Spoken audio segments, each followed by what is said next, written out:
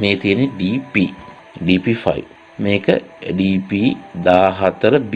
මේකත් ball point එකක්.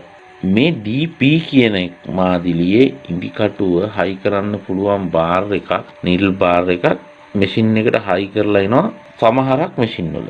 ඝනකම දේවල් මහන්නම කියලා ඉලක්ක කරලා හදන මැෂින් වල මේ DP කියන කියනවා. ඒතකොට කිසිම ගැටලුවක් නැහැ මේ DP9ද DP11ද DP14ද DP16ද DP18ද DP21ද DP23ද කිසිම ගැටලුවක් නැහැ. හැම සයිස් එකකම ඉදිකටු දාන්න පුළුවන්. ඒතකොට දැන් මම මෙතන ගෙනත් තියෙන්නේ 14B. ඒ කියන්නේ බෝල් පොයින්ට් එක. හැම රෙද්දම මහන්න පුළුවන්. ඉතින් මේකේ බෝල් පොයින්ට් නොවන ඉදිකටුත් තියෙනවා.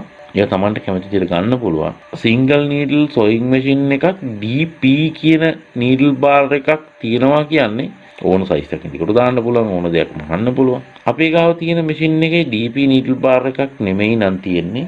අපිට DB නීඩල් බාර් එකක් නැතිනම් අපිට DP දාන්න බෑද? පුළුවන්. කිසිම ගැටලුවක් නැහැ. ඔයාගේ මැෂින් එක DB නම් මම යෝජනා කරන්නේ DP නීඩල් බාර් එකක් දාන්න. එතකොට පහළ ඉඳන් ඉහළට යනකම් චූටි ඒවා ලොකු ඒවා බෝල් පොයින්ට් ඕන ඉදිකටුවක් දාන්න පුළුවන්, ඕන වැඩක් කරන්න පුළුවන්. හැබැයි එතකොට කිසිම වෙලාවක වැරදිලාවත් DB ඉදිකටුවක් දාන්න එපා.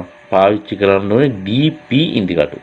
ඇදෙන රෙදි හනවා නම් හීනි ඉදිකටුවක් 14 වගේ බෝල් පොයින්ට් එකක් දානවා. ඝනකම දේවල් මහනකොට නෝමල් 18 හරි 21 හරි 23 හරි දාලා මහන්න පුළුවන්. එතකොට DP කතන්දරේ කොහොමයි? එතකොට මගේ යෝජනාව නම් අපිට මැෂින් 3-4 නැහැ, තියෙන එක මැෂින් එකයි. අපිට කරන්න තියෙන හොඳම දේ තමයි අපේ මැෂින් එක මොකක් වුණත් DP නීඩල් බාර් එකට මාරු කරගන්න. එතකොට අපිට ඕනම ඉදිකටුවක් දාන්න